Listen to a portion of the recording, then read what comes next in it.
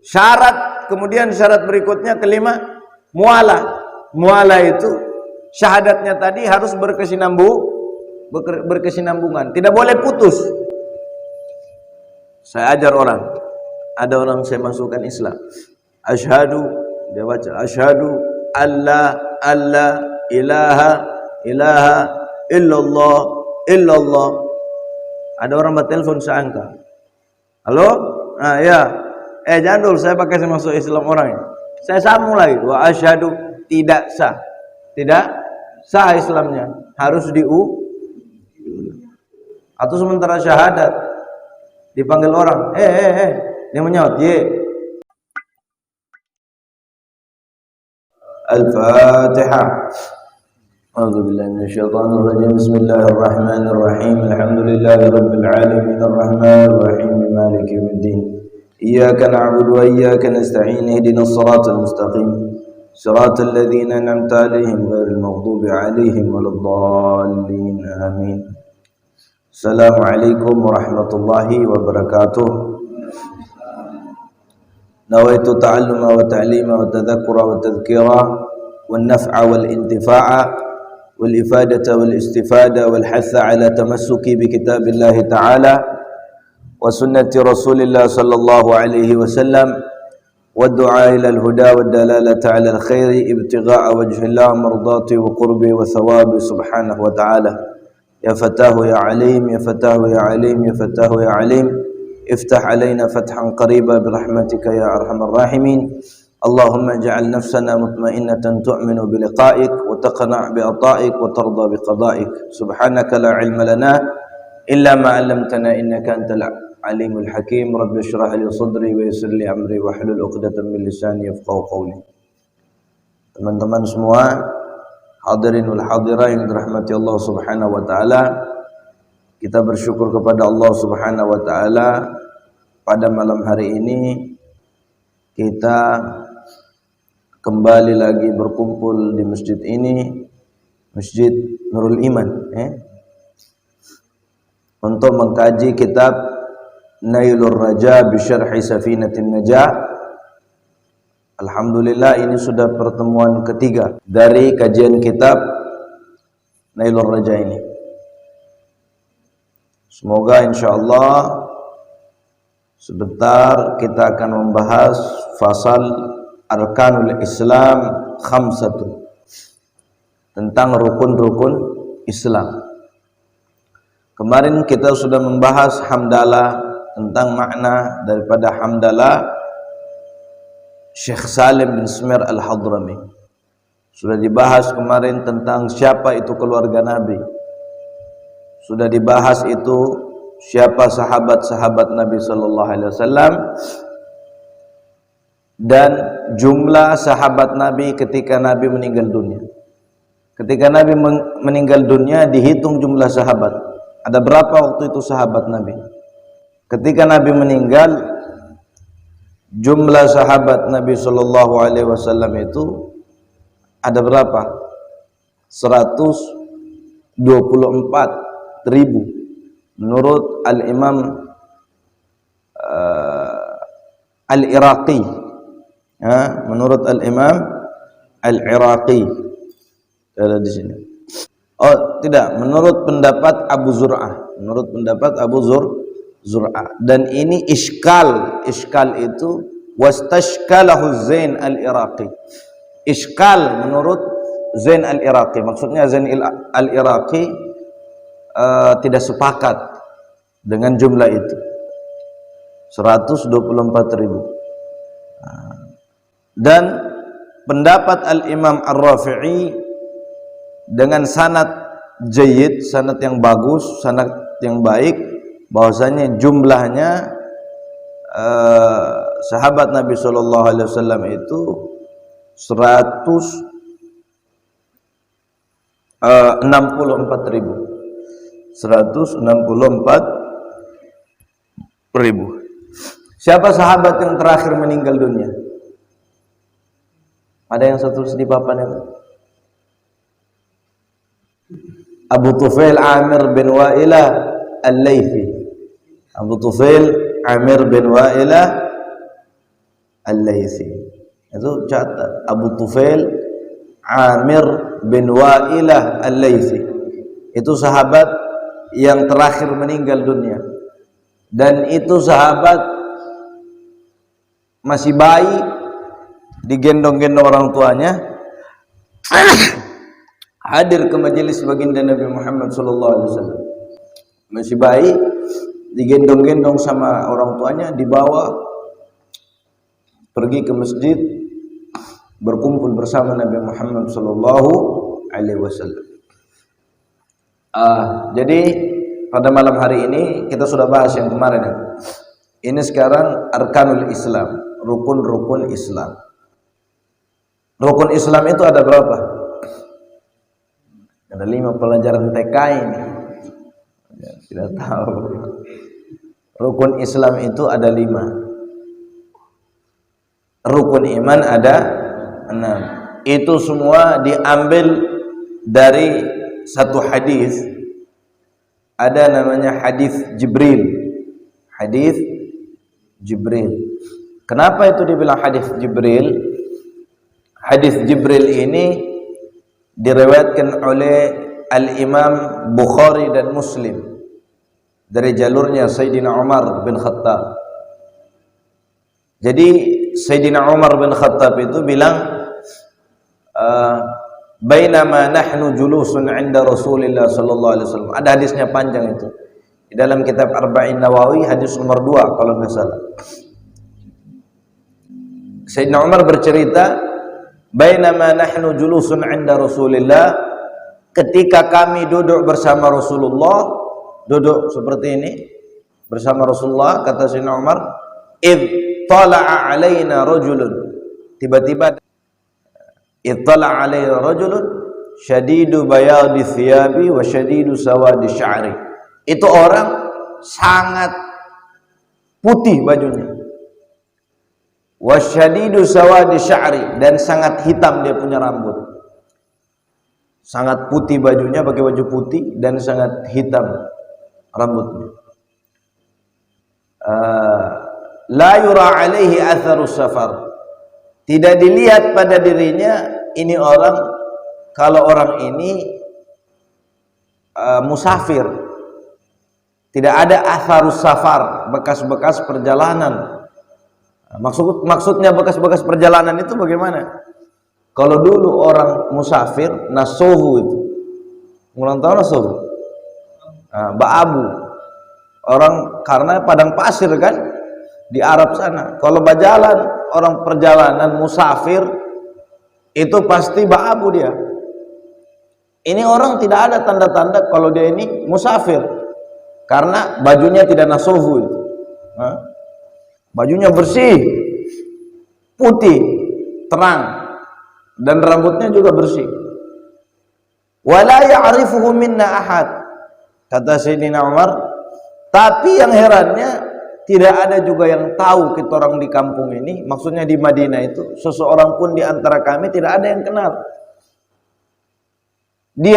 Dia bukan asli Madinah, bukan orang Madinah, bukan keluarganya orang Madinah, dan dia juga tidak ada tanda-tanda orang ini dari perjalanan jauh. Ini orang ini tidak tahu muncul dari mana ini. Nah, itu kayak protesnya Sayyidina Umar ini. Sadidu sawadi sya'ar, la yura alaihi atharus safar wa la ya'rifu minna, hatta jalasa ila Nabi sallallahu alaihi wasallam, sehingga orang tadi duduk, kata Sayyidina Umar, duduk bersama Nabi. Fa asnada rukbatayhi ila rukbatayhi. Dia duduk sama Nabi, dia tempelkan lututnya ke lutut Nabi. Rapat. Dia datang langsung duduk dia rapatkan lututnya, dia kasih ketemu dengan lututnya Nabi. Wa wada'a kaffaihi 'ala fakhidhi. Kafai, kaf itu telapak tangan. Telapak tangannya dia taruh di pala-pala Nabi. Ini orang tadi telapak tangan dia taruh di pala-pala Nabi. Dia bilang sama, ya Muhammad, akhbirni anil Islam. Lalu dia bilang sama Nabi, ini orang bilang sama Nabi, wahai Muhammad, kabarkan saya tentang Islam. Jadi Nabi bilang al-Islam an tashhada an la ilaha illallah wa anna Muhammadar Rasulullah wa iqamus shalah wa ita'uz zakah wa shaum Ramadan wa hajjal bait wa tahajjal bait in istata'ta ilaihi sabila. Jadi ada 5. Dijelaskan Nabi tentang rukun Islam di situ ada 5. Pertama syahadat, kemudian mendirikan salat, kemudian mengeluarkan zakat, kemudian berpuasa di bulan Ramadan, kemudian haji bagi yang mampu. Kemudian orang tadi bilang sadaqta, qal sadaqta. Benar apa yang kau katakan Muhammad. Heran Sayyidina Umar.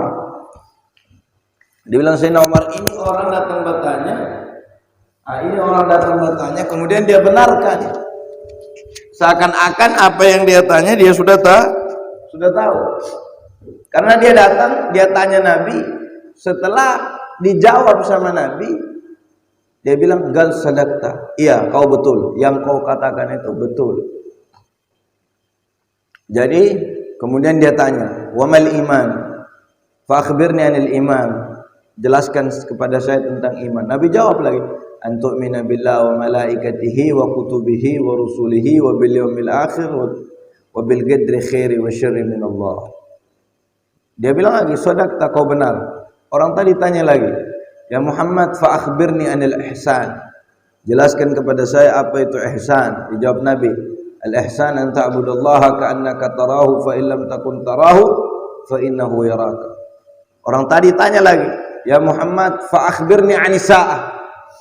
Keempat ini, jelaskan kepada saya tentang kiamat. Sa'ah itu kiamat. Kata Nabi, "Mal mas'ulu anha bi'a'lama minas sa'il." Orang yang bertanya lebih tahu daripada orang yang ditanya. Maksudnya orang yang bertanya ini tahu kalau kita sama-sama tidak tahu. Begitu artinya. Bukan berarti yang maksud daripada Nabi SAW itu orang yang bertanya itu lebih tahu daripada yang ditanya. Bukan berarti yang bertanya tadi ini Jibril itu kan, itu nanti Jibril itu. Bukan berarti Jibril lebih tahu daripada Nabi, bukan begitu. Maksudnya Jibril sama Nabi sama-sama tidak tahu tentang kiamat. Jadi dia tanya lagi, "Fa akhbirni an amaratiha." Kalau kamu tidak tahu kiamat, coba jelaskan kepada saya tanda-tandanya. Tanda-tanda kiamat. Akhirnya Nabi jelaskan, "Antalidal amatu rabbataha wa antaral hufatal urata ri'a asya'i yatatawaluna fil bunyan." Summan taliq falabistu malian. Kemudian Nabi tanya, "Ya Umar, atadri manis sa'il?" Umar, kau tahu siapa yang bertanya itu? Umar bilang, "Allahu wa rasuluhu a'lam." Allah dan Rasulnya lebih tahu. Maka Nabi katakan, "Innahu Jibril atakum yu'allimukum dinakum." Yang datang sama kamu orang itu malaikat Jibril untuk mengajarkan kalian tentang agama kalian. Nah, jadi ajaran rukun Islam, rukun iman itu yang ajar Jibril. Yang bertanya kepada Nabi Jibril. Tujuan dia bertanya untuk mengajarkan orang lain, sahabat-sahabat Nabi waktu itu. Makanya Nabi bilang, "Innahu Jibril," yang datang itu Jibril, "atakum," datang kepada kalian, "yu'allimakum dinakum," untuk mengajar kalian agama kalian. Nah, jadi masalah rukun Islam, masalah rukun iman itu yang ajar adalah Jibril. Ada berapa rukun Islam ini? Ada 5. Apa yang pertama? Syahadatu an la ilaha illallah wa anna Muhammadar Rasulullah. Apa artinya syahadatu an la ilaha illallah? Bersaksi. Bersaksi itu berarti melihat, kan? Kau lihat Allah. Maksud bersaksi apa? Kalau bersaksi melihat, kan? Saksi itu harus orang yang melihat perkara, kan? Syahadat di sini yang dia maksud syahadat di dalam kitab ini disebutkan hiya at-tayaqqun wal i'tiqad. Syahadat yang dimaksud adalah meyakini dengan sebenar-benarnya dan percaya dengan sebenar-benarnya bahwasanya tidak ada Tuhan selain Allah dan Muhammad adalah utusan Allah. Bukan bersaksi. Maksud syahadat di sini bukan bersaksi, tapi meyakini dengan sebenar-benarnya dan percaya dengan sebenar-benarnya bahwasanya tidak ada Tuhan selain Allah dan Muhammad adalah utusan Allah. Jadi ini rukun Islam yang pertama. Syarat orang itu Islam, kalau dia non muslim, syaratnya masuk Islam harus syahadat. Nah, perhatikan sini. Kalau mau kasih masuk Islam orang, perhatikan syaratnya. Ada berapa syarat orang masuk Islam? Ada 6. Pertama, orang itu harus al-aql, berakal.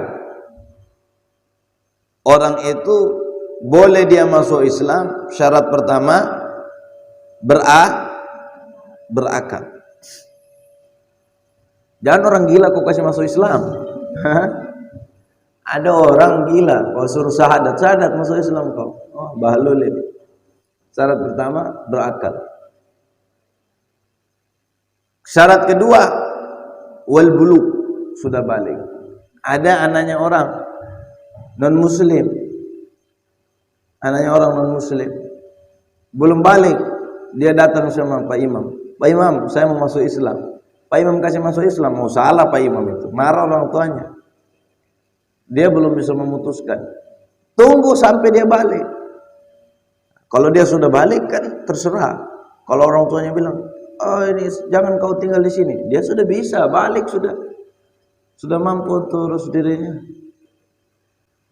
Tidak ada paksaan berarti dari orang lain kan. Kalau anak-anak belum balik masuk Islam, nanti kemungkinan ada paksaan dari orang lain kan. Nah, syarat diterimanya seseorang masuk dalam Islam, kedua balik. Nanti ada tanda-tanda balik. Bukan balik kampung balik.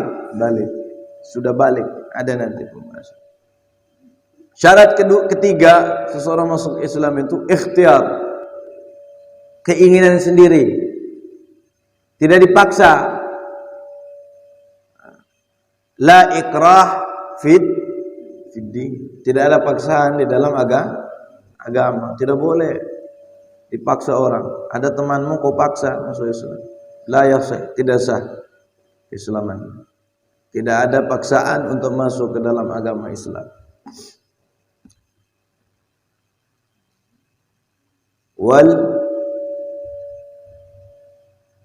Kemudian yang keempat, syarat masuk Islam wanudhu bis syahadatin.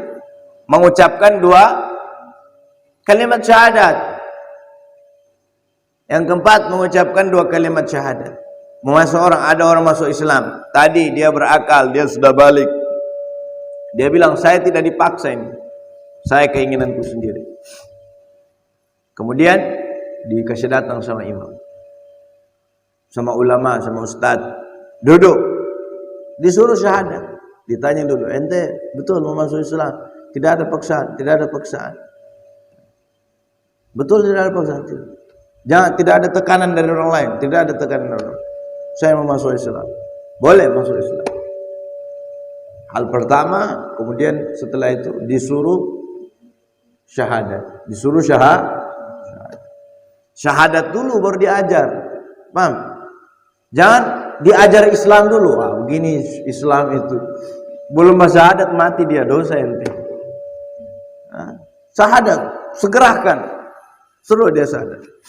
Asyhadu an la ilaha illallah wa asyhadu anna Muhammadar Rasulullah. Kemudian syarat berikutnya kelima, mualah. Mualah itu syahadatnya tadi harus berkesinambungan. Tidak boleh putus. Saya ajar orang. Ada orang saya masukkan Islam. Asyhadu, dia baca asyhadu alla ilaha illallah. Ada orang bertelepon saya angkat. Halo? Ya. Jangan dulu, saya pakai saya masuk Islam orang ini. Saya sambung lagi. Wa asyhadu, tidak sah. Tidak sah Islamnya. Harus atau sementara saya ajar orang syahadat tadi. Asyhadu Asyhadu alla, bukan saya yang ditelepon, dia ditelepon orang. Halo, diangkat. Putus syahadat. Tidak boleh. Tidak boleh yatakhallal. Yatakhallal itu tersela-sela antara kalimat syahadat dengan kalimat yang lain. Bikalamin ajnabi, tidak boleh. Atau sementara syahadat dipanggil orang, dia menyaut, ye, itu tidak boleh juga. Putus sudah itu. Yatakhallal, tidak boleh yatakhallal. Harus asyhadu alla ilaha illallah. Harus tidak boleh yatakhallal. Ada kalimat di antara kalimat syahadat itu kalimat yang lain. Kemudian wat tertib. Asyhadu alla ilaha illallah dulu, baru jangan dia balik asyhadu anna muhammadar rasulullah wa asyhadu alla ilaha illallah. Malu ini. Ini balik kalimat. Itu rukun Islam pertama, syahadat. Kalau kita yang sudah muslim, yajri, kalimat syahadat itu mengalir di dalam diri kita.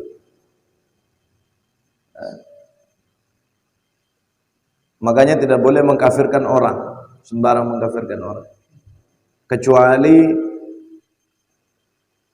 perkaranya sudah nampak.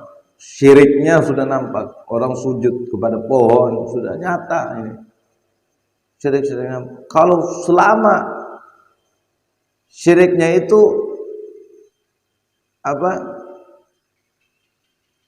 ya la yaliku bita'wil, sudah tidak bisa ditakwilkan lagi. So syirik betulin, sudah tidak bisa dijelaskan lagi. Itu boleh kita kafir ente. Tapi kalau masih perkara-perkara ini orang maulid syirik, ini ziarah kubur syirik, itu so salah juga, itu bahlul itu.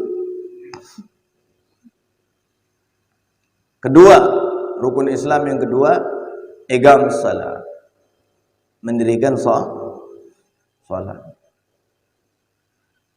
Ini kedua, ini berarti spesial yang lain. Salat ini beda dengan puasa. Puasa itu gugur bagi yang tidak mampu. Orang sakit tidak wajib puasa.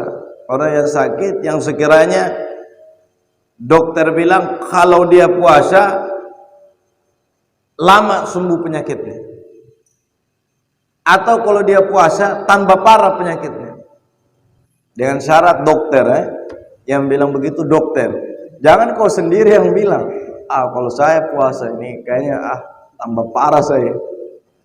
Tidak boleh ente dokter, tidak boleh. Harus ahlinya, ahli hukum, ahli penyakit siapa? Dokter. Atau sekarang bidan kan paham juga tentang masalah kesehatan. Menteri atau lain, mantri, bukan menteri. Itu dia bilang tidak boleh puasa ini karena nanti tambah parah penyakitnya bapak. Boleh tidak puasa. Tabib adil, dan dia adil, orang Islam, dipercaya. Nah ini berarti tidak wajib puasa dia saat itu, tapi wajib diganti. Tapi saat itu puasa dia tidak wajib, karena beda solat hatta ente sakit wajib ente solat. Solat wajib. Yang tidak wajib solat itu, makanya di dalam kitab Zubat dibilang wala yajuzu tarkuha liman agal wa ba'da ajzin yutik syai'an fa'al. Salat itu la yajuzu tarkuha, tidak boleh ditinggalkan, liman akal, bagi orang yang punya akal. Jadi orang gila boleh tidak sholat. Kalau merasa gila boleh, tidak usah sholat ente. Karena sholat itu tidak boleh ditinggalkan bagi orang yang punya akal. Jadi kalau tidak punya akal boleh tidak punya akal semua ini. Kalau tidak sholat berarti gila, dimaklumi itu. Beda dengan puasa. Sholat ini beda deh. Puasa beda dengan sholat. Begitu juga zakat. Zakat tidak semua kita orang wajib zakat. Wajib semua kita orang zakat. Tidak. Yang punya kelebihan daripada harta saja. Kita orang miskin begini, kalau saya, kamu orang kaya nih, banyak cingking. Kalau saya ini tidak wajib zakat. Banyak orang tidak wajib zakat. Nah, tapi saya menerima zakat saya. Banyak orang yang tidak wajib zakat. Haji juga. Tidak semua orang wajib haji, tapi sholat semua orang wajib sholat. Mau kaya ente, mau miskin ente, mau sakit ente, mau sehat ente, semua ente dalam perjalanan, musafir, semua wajib sholat. Tidak boleh ditinggalkan. Sholat itu uzur kecuali bagi dua orang. Orang yang tidur sama orang yang lupa. Dua a'dzarus sholat ada nanti di kitab ini. Uzur sholat dua. Tidur sama lupa. Maksudnya uzur di sini tidak dosa menunda sholat sampai lewat waktunya. Kita tidak sempat sholat maghrib, tidak sempat sampai masuk waktu isya. Tidak sempat sholat maghrib. Nanti adzan isya baru kita sholat maghrib. Boleh? Boleh. Uzur itu. Uzur. Tidak dosa dia. Jika dia tidur maghrib, tak tidur saking capeknya, atau dia tidak kurang sehat, dia tidur maghrib. Begitu sebelum maghrib, habis asar dia tidur seumpamanya. Begitu bangun lewat maghrib, sudah waktu isya dia. Jam 7:30 dia bangun. Astagfirullah, belum sholat maghrib. Tidak dosa dia. Bangun tapi dia wudu, sholat maghrib dulu, baru sholat isya. Ini uzur. Mentakhir sholat bukan pada waktunya. Sholat bukan pada waktunya. Dosa? Tidak, uzur dia. Karena dia ketiduran. Yang penting tidur betul lah. Yang tidur harat. Itu beda itu. Lupa. Tidur sama lupa? Ada nanti pembahasan tentang itu. Pembahasan tentang masalah itu di kitab ini. Paling 1 tahun lagi baru sampai kita bahas itu. Lama ya. Apa itu sholat? Di sini kan rukun Islam kedua sholat. Apa itu sholat? Sholat itu dalam fikih, sholat menurut bahasa lugatan ad-du'a. Menurut bahasa doa. Jadi sholat itu menurut bahasa Arab doa. Menurut syariat apa itu sholat? Sholat itu aqwalun wa af'alun muftatahatun bitakbirin wa mukhtatamatun bitaslimi ghaliban. Aqwalun, apa itu aqwalun? Perkataan-perkataan. Wa af'alun, dan perbuatan-perbuatan. Muftatahatun bitakbir, yang dibuka diawali dengan takbir, wa mukhtatamatun bitaslimi ghaliban, dan ditutup atau diakhiri dengan salam secara kebiasaannya, ghaliban. Jadi apa itu sholat? Di dalam sholat itu perkataan, perbuatan yang dimulai dengan takbir, diakhiri dengan salam secara kebiasaannya, ghaliban. Kenapa pakai ghaliban? Ghaliban, kebiasaannya. Karena kebiasaannya sholat begitu kan, diawali dengan takbir, diakhiri dengan salam. Di dalamnya ada perkataan, kita baca Fatihah, kita baca surah, kita baca tasyahud, kan? Ada perbuatannya, ada ruku, ada samiallahu liman hamidah, ada sujud, ada duduk di antara dua sujud, ada semua kan? Ada perkataan, ada perbuatan. Tapi ghaliban, secara biasanya. Ada yang tidak biasa berarti, kan? Ini fikih. Berarti ada sholat yang tidak biasa itu. Sholat bagaimana? Ada perkataan tapi tanpa perbuatan. Ada perkataan. Sholatnya orang sakit, tidak mampu dia bergerak, tapi masih bisa suara. Sholatnya sudah tidak mampu beruku, tapi bisa masih suara. Itu sholat bil aqwal bi ghairil af'al. Sholatnya dengan perkataan tapi tanpa perbuatan. Ini keluar dari ghalib, keluar dari kebiasaan. Sah. Sah atau tidak? Sah. Atau sholatnya orang diikat, marbut, diikat, orang ditawan, sholat dia. Sah sholatnya dalam keadaan diikat. Sah dia sholat. Dia tidak bisa ruku, dia tidak bisa sami'allahu liman, dia tidak bisa sujud, tapi dia bisa membaca surah Al-Fatihah.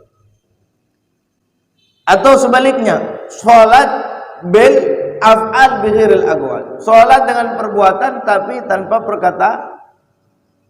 Bagaimana itu? Sholatul akhras, sholatnya orang bisu. Orang bisu. Tetap orang bisu diharuskan untuk menggerakkan mulutnya sebisanya. Jangan, kan saya bisu, jadi begini terus. Jangan digerakkan, tetap harus dia gerakkan mulutnya sebisanya. Ketiga, bagian sholat, model sholat ketiga ini, sholatnya orang bighairil aqwal wal af'al, tanpa perbuatan, tanpa perkataan. Sholat tidak pakai perbuatan, tidak bergerak dia, tidak ruku, tidak sami'allah, berdiam. Tidak ada perbuatan, tidak juga ruku, tidak juga membaca. Sholatnya orang yang akhras, tahu akhras? Orang bisu tak ikat. Sudah bisu diikat lagi dia. Tidak bisa membaca, tidak bisa dia beruku. Sholatul akhras, wa huwal marbut. Sholatnya orang yang bisu dan tak ikat. Yang keempat, sholat pada umumnya itu. Sholat pakai suara, pakai bacaan, pakai perbuatan. Paham kan? Jadi itu sholat itu terbagi menjadi 4. Itu semua tadi. Sholat terbagi menjadi sholat yang pakai perbuatan tanpa perkataan. Kemudian sholat yang pakai perkataan tanpa perbuatan. Seperti sholat apa itu? Sholatnya orang diikat, atau sholatnya orang sakit. Yang ketiga, sholat tanpa perkataan, tanpa perbuatan. Sholatul akhras wa huwal marbut. Sholatnya orang yang bisu dan dia diikat lagi. So bisu diikat, kasihan betul ini. Masih bagus dia daripada kamu orang tidak diikat, tidak sholat.